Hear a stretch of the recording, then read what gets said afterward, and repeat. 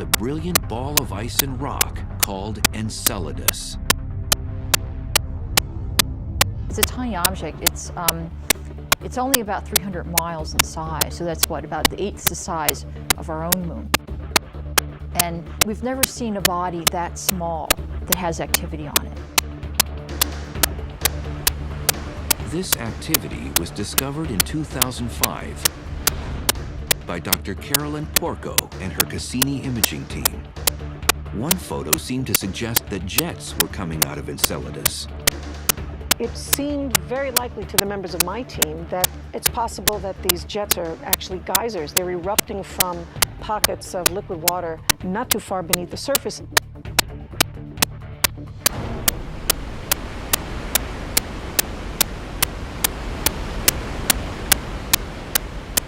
The closest thing we have on Earth to Enceladus is something like Old Faithful Geyser here at Yellowstone National Park, which is shooting water vapor and water about 150 feet into the air. The geysers on Enceladus are erupting water vapor hundreds of miles into the air because of the much lower gravity there and the fact there's no atmosphere holding them in. Many geysers have since been discovered, all in a region of Enceladus's southern hemisphere. They are coming out of these fissures, these big cracks that go on for about 135 kilometers, something like 80 miles. Cracks. We call them tiger stripes because when we first saw them, they really looked like the stripes on a tiger. There are four areas that seem to be ridges or kind of active geologic areas, and the plumes seem to be coming out of these areas. And we've counted about 20 or 21 plumes. Southern Enceladus is covered in cosmic Old Faithfuls. Who would have thought that an ice ball about the size of Texas would be alive with plumes and geysers? I mean, it's astounding. Enceladus is heated in its interior by the tides of Saturn. The Earth's moon is pulling on the Earth's oceans and distorting their shape and producing the tides that we're familiar with here on Earth. But on Enceladus, the planet Saturn is pulling on that moon, and as Enceladus goes around in its orbit, that pull is changing and the ice inside Enceladus is creaking and groaning and rubbing against itself and creating a lot of heat through friction.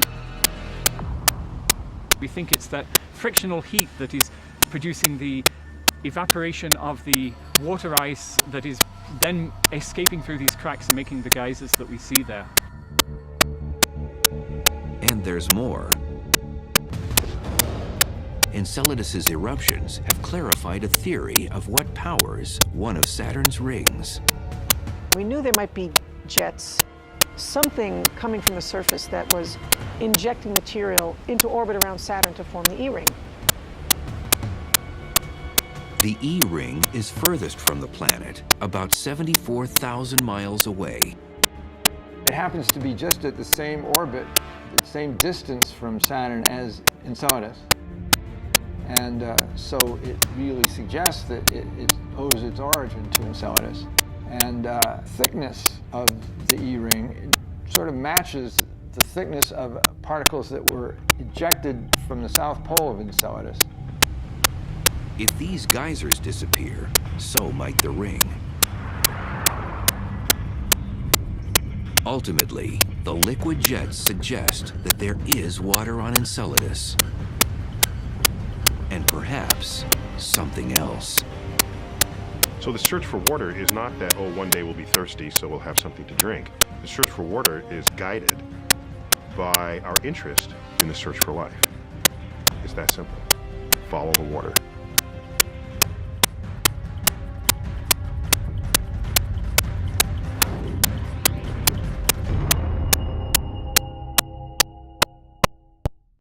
Saturn's moon Enceladus is one of the most exciting and least understood places in our solar system. Enceladus is a really strange place. The strangest thing that got people's attention first is it's very, very bright. It's the whitest object in the solar system. And we now realize that it is covered in freshly fallen snow, which is the ice that's fallen back from these geysers onto the surface. And it's that ice that has scientists excited. possibilities there are amazing.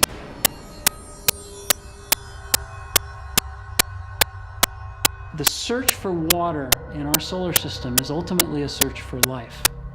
You look for water in the hopes that maybe there will be life.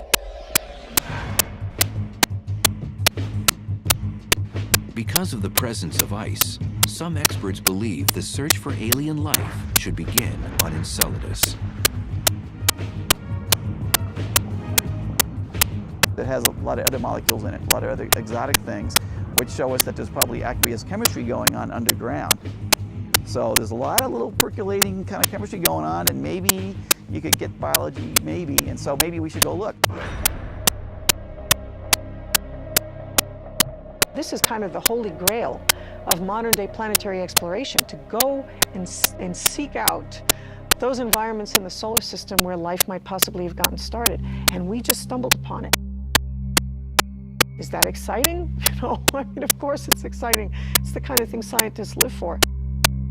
We know the composition of the gases that are coming out because we've flown through them with the spacecraft, and we've got the composition including carbon and nitrogen and all those goodies that you need to make life.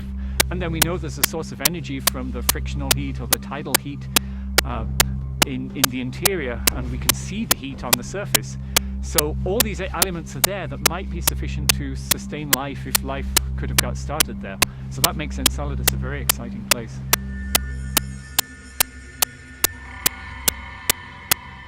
But what kind of life?